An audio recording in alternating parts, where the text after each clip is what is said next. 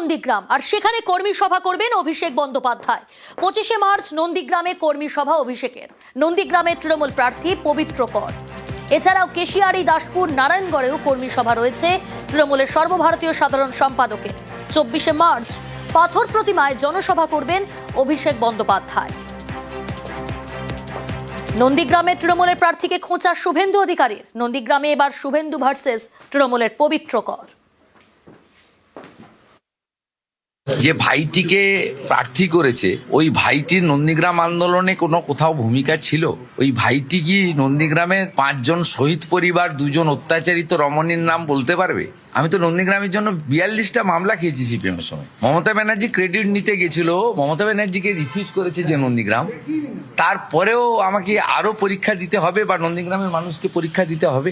আমাদের একজন পঞ্চায়েত মেম্বারকে ওরা জয়েন করিয়েছে। ওই ভাইটার উচিত বিজেপির পঞ্চায়েত মেম্বারশিপটা ছেড়ে নির্বাচনে লড়াই করা নৈতিকভাবে। আর মাননীয় অভিষেক বাবু মমতা বন্দ্যোপাধ্যায়ের পরে সেকেন্ড ম্যান ওই দলের। তিনি প্রচারে আগেও গেছেন, এখনো যাবেন। এটা নিয়ে আমার বিচলিত হওয়ারও দরকার নেই। কিন্তু আমি নন্দীগ্রামের গণদেবতাকে নিয়ে ওরিড নই। তারা 21-এর যুদ্ধে বলে দিয়েছে কে আসল আর কে নকল।